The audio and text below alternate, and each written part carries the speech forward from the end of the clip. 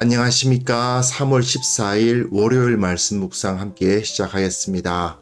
우리의 삶 가운데 여러 가지 새로운 계기들이 생기는 것 같습니다. 새로운 아침을 맞이하는 것도 있고요. 새로운 한 주가 시작되는 것도 있고, 또 나라를 생각해 보면 새로운 리더십이 바뀌고 또 여러 가지 새로운 계기들이 생기죠.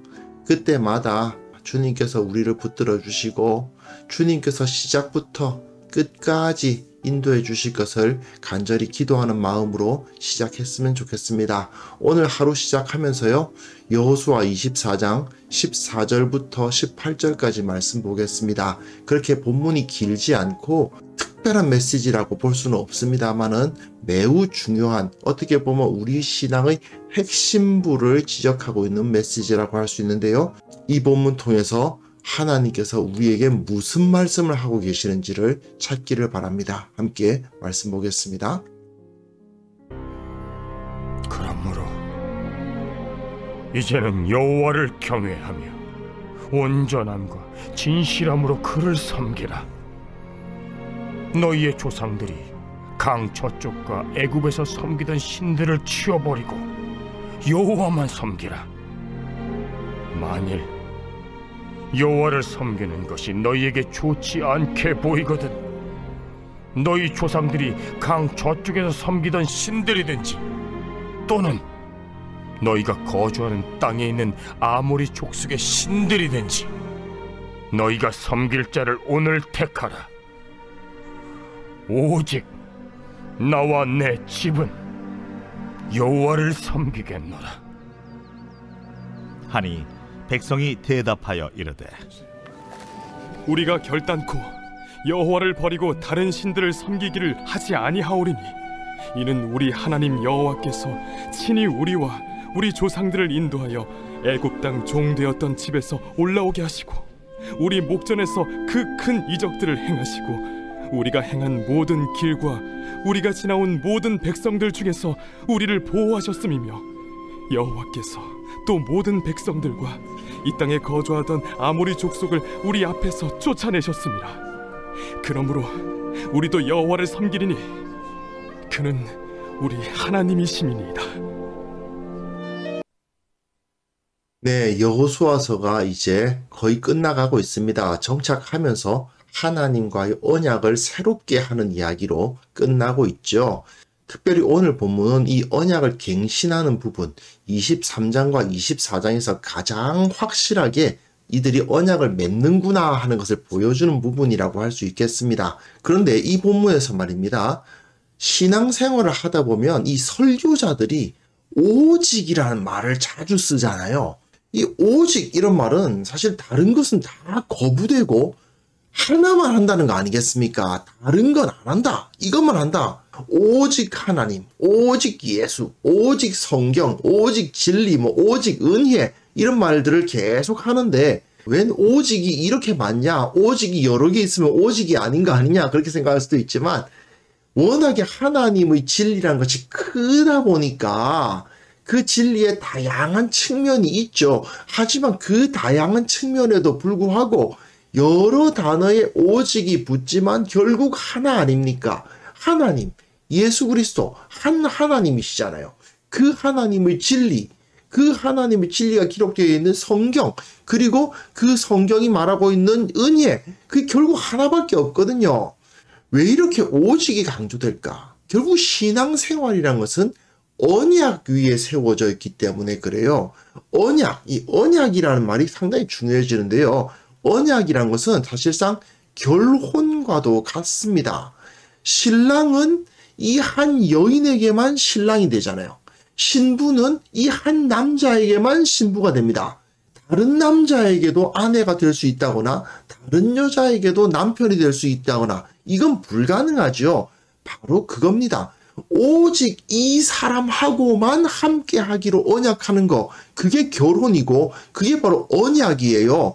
그 언약 위에 의식주가 같이 이루어지죠. 같은 집에서 살면서 서로 옷 입는 것이나 밥 먹는 것이나 잠자는 것이나 또는 행하는 모든 일들을 공유하게 됩니다. 그러다 보니까 언약이란 것은 그 자체로 배타적인 속성을 가져요. 남편은 이 아내에게만 남편이고 아내는 이 남자에게만 아내인, 다른 사람들에게는 그 관계가 주어질 수 없는 것, 그게 배타적인 거 아니겠습니까? 하나님과의 관계는 배타적일 수밖에 없는 것입니다. 그런데 하나님과 그 백성 이스라엘 사이의 언약은 반드시 주기적으로 갱신돼야 합니다. 아니, 결혼을 여러 번 한단 말인가? 이상하잖아요. 그런데 그게 아니고 하나님은 영원하신데 이스라엘 백성들은 영원하지 않잖아요. 그 후손들은 그 언약을 모를 수도 있지 않습니까? 그렇기 때문에 아버지가 맺은 언약을 후손들에게 전달해 줘야 되죠. 그리고 그 언약이 다시 후손들에게 전달해 줘야 되기 때문에 하나님과 그 백성의 언약은 주기적으로 갱신이 됩니다. 그것이 바로 우리가 보고 있는 이 23장, 24장의 내용이고요. 그리고 오늘 본문에서 결국 언약이란 것은 그 배타성을 나타내는 것이다 하는 것이 분명하게 드러나죠. 이스라엘의 하나님은 오직 여호와 한 분이다. 그 다른 어떤 신도 이스라엘의 신이 될 수 없다 하는 것이 선포되고 있습니다. 다른 나라 같은 경우는 어떨까요? 신이 여럿이에요. 애굽 같은 경우도 신이 많고요. 뭐 그리스 신화 같은 데도 보면 신들이 많죠. 하지만 참된 신앙은, 참된 하나님을 믿는 자들은 오직 한 하나님만을 섬긴다. 이것이 여기서 잘 드러나고 있습니다. 본문 보시면요. 그러므로 이제는 여호와를 경외하며 온전하고 진실하고 그를 섬기라. 너희 조상들이 강 저쪽과 애굽에서 섬기는 신들을 치워버리고 여호와만 섬기라. 이게 결국은 언약이에요. 지난주까지 여호수아가 이스라엘의 역사, 자기들이 경험해온 역사를 쭉 훑었잖아요. 과거에 이런 일이 있었다. 하나님이 우리들에게 은혜를 베풀어 주셨고 우리가 한 것이 없고 하나님께서 모든 것을 다 행해 주셨다라고 말했잖아요. 그러니 이제 우리가 할 건 뭐냐? 여호와만 섬기는 거, 그거밖에 없다. 여호와만 섬겨라. 예, 언약을 맺어라. 우리는 여호와 하나님의 백성이다라고 선언하는 것입니다. 그러면서 만일 여호와를 섬기는 것이 너에게 좋지 않게 보이거든, 이건 그 후손들에게 말해주는 거죠. 여호와 섬기기 싫어? 그 말입니다. 그러면 너희 조상들이 강 저쪽에서 섬기던 신들, 또는 너희가 거주한 땅에 있는 아모리 족속의 신들, 강 저쪽에서 섬기는 신들이란 것은 애굽의 신들을 말하는 거고요. 아모리 족속의 신들이란 것은 바알, 아세라처럼 이 가나안 땅의 신들을 말하는 거죠. 너희가 섬길 자를 오늘 택하라. 그래, 강요하지 않겠다. 너희들이 누구를 섬기든지 간에 나는 강요하지 않을 테니까 하나님을 섬기든지 다른 신들을 섬기든지 택하라. 하지만 말이야, 오직 나와 내 집은 여호와를 섬기겠노라. 나는 다른 신은 안 섬긴다. 나는 오직 여호와 하나님만 섬기겠다라고 선언을 하죠. 이스라엘 전체가 다 하나님을 떠나더라도 나는 여호와 하나님만 섬긴다. 즉 신앙적인 배타성, 그걸 확고하게 선언하는 것입니다. 하나님은 한 분만 계시고 하나님을 섬기면 다른 신은 섬길 수 없다 하는 것이 여기서 확고하게 드러나는 것이죠. 그 다음 본문 보시면요. 그러니까 백성이 대답하여 언약을 맺으려면 이들이 자발적으로 하나님을 선택했다는 것을 나타내야 되기 때문일 수도 있는데, 우리가 결단코 여호와를 버리고 다른 신들을 섬기기를 하지 아니합니다. 우리는 다른 신은 우리에겐 없다.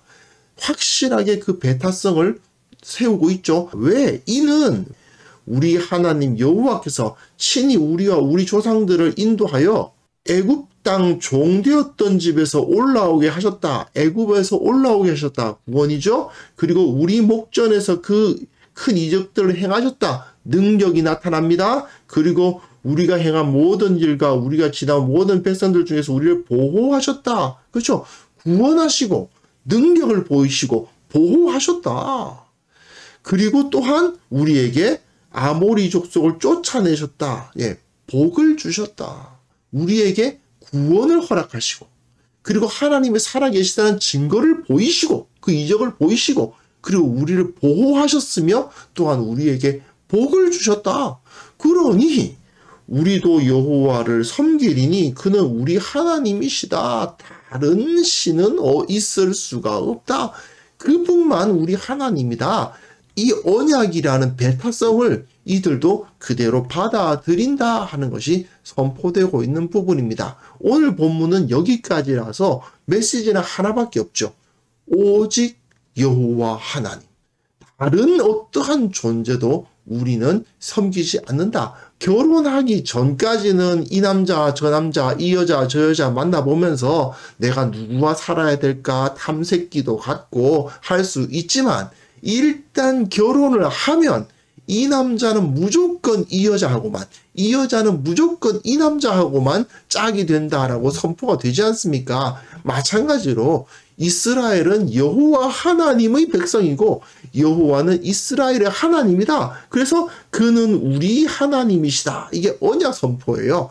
우리는 여호와의 백성이고 여호와 하나님은 우리 하나님이다. 이렇게 선언을 하면서 언약을 맺겠습니다. 결혼하겠습니다. 그 말이죠. 이미 이스라엘과 하나님은 언약 관계에 들어갔지만 후손들에게 다시 그것을 갱신해주고 있는 것입니다.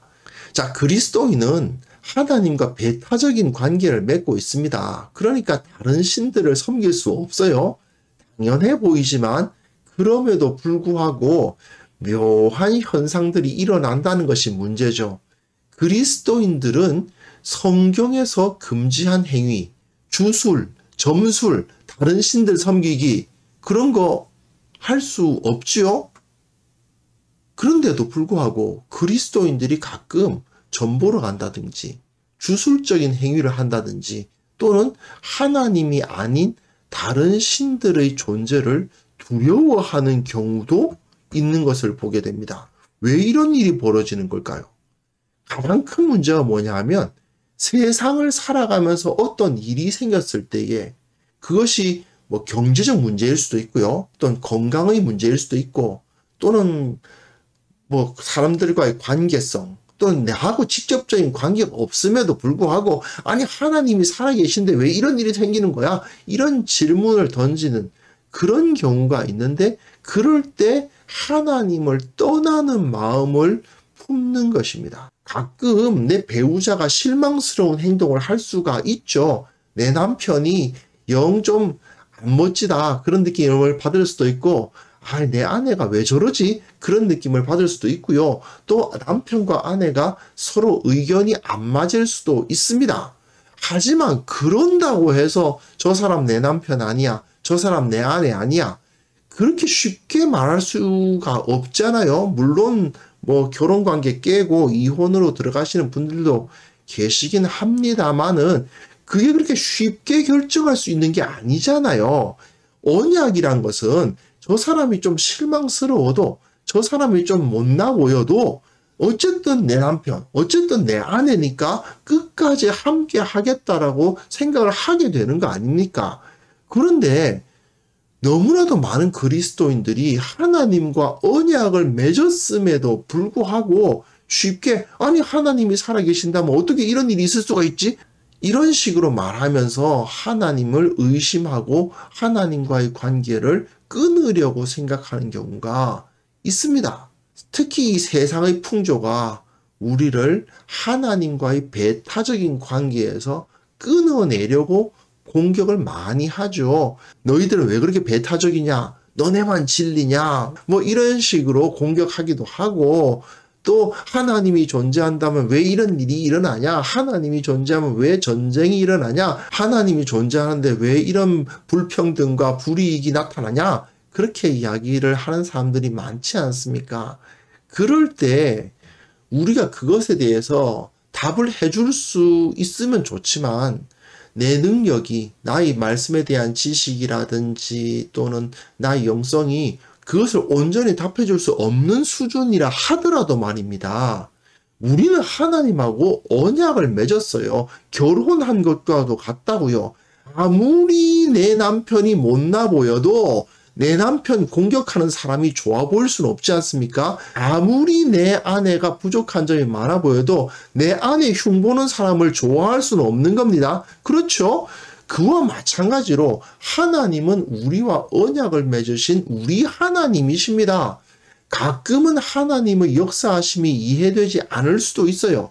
하지만 지금까지 하나님께서 우리에게 베풀어 오신 그 놀라운 은혜를 생각한다면 우리가 하나님을 떠날 수는 없고 하나님 이외의 다른 것을 섬기거나 다른 것을 추구할 수 없는 것이죠. 여전히 하나님은 우리 하나님이십니다. 이 사실을 우리가 철저하게 붙들어야만 합니다. 하나님 이외의 다른 것들이 우리 가운데 들어오지 않도록, 내가 주님 이외의 다른 가치를 추구하지 않도록 온전히 우리의 신앙이 바로 서야만 되겠습니다. 세상에서 어떤 일을 당하든지 누가 뭐라고 하든지 나는 오직 우리 주님만을 사랑하고 섬기는 자가 되겠습니다. 결단하고 기도하는 시간을 갖도록 하겠습니다.